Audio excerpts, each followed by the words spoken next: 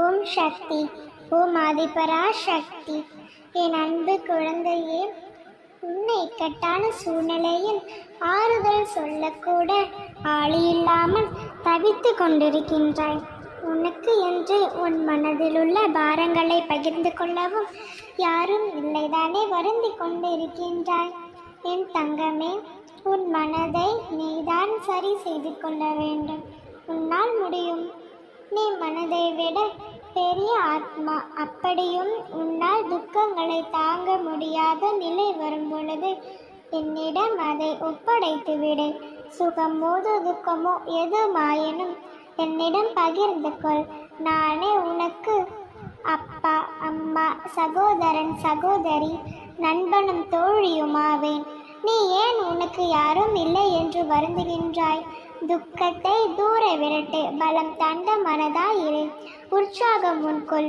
நடந்து முடிந்த கடந்த காலத்தை நினைத்து கவலைகளை மூழ்கி கிடைக்காமல் நிகழ்காலத்தில் ஆனந்தமாயிரு. குழந்தையே, மான அவமானங்கள், ஏமாற்றங்கள், தோல்விகள், நிலை குலைந்து போகச் செய்யும் கால சூழ்நிலைகள், நம்பிக்கை துரோகங்கள், செய்யும் காரியத்தில் நஷ்டங்கள், வஞ்சக சூழ்ச்சிகள், எதிர்ப்புகள், உறவினர்கள் நண்பர்களின் சூதுகள், அன்பும் இழப்புகள், இவையெல்லாம் மனித வாழ்க்கையில் அன்றாட நிகழ்வுகள்தான். இது போன்ற போராட்டங்களை எல்லாம் மனம் உறுதியுடனும் துணிச்சலுடனும் எதிர்கொள்கின்ற மனிதன் எவனோ அவனே மிகச்சிறந்த வெற்றியாளனாக மாறுகிறான் என்பதை மறந்து விடாதே.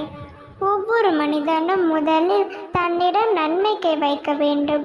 இதையும் சாதிக்க மாற்றல் நம்மிடம் இருக்கின்றது என்று நம்ப வேண்டும்.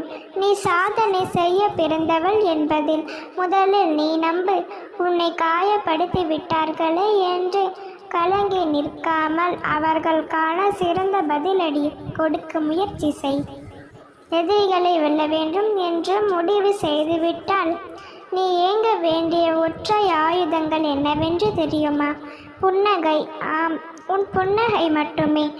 எவ்வளவு தொல்லைகள் கொடுத்தாலும் எப்பொழுதும் சந்தோஷமாய் இருக்கின்றேனே என்று நினைப்பேன்.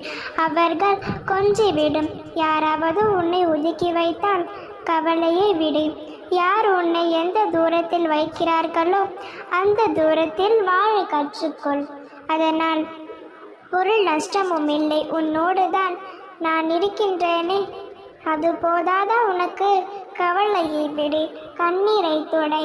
உன் வாழ்க்கை வண்ணமயமாக உன் வாழ்வில் நீ நினைத்த நல் மாற்றங்கள் எல்லாம் நடக்கப் போகின்றது. நீ நம்பிக்கையோடு இரு. எப்பொழுதும் உனக்கு துணையாக உன் அன்னை நான் இருக்கின்றேன். அம்மனருளால் இந்த நாள் அழகிய நாளாக நிறைவடையட்டும். ஓம் சக்தி. ஓம் ஆதிபரா சக்தி.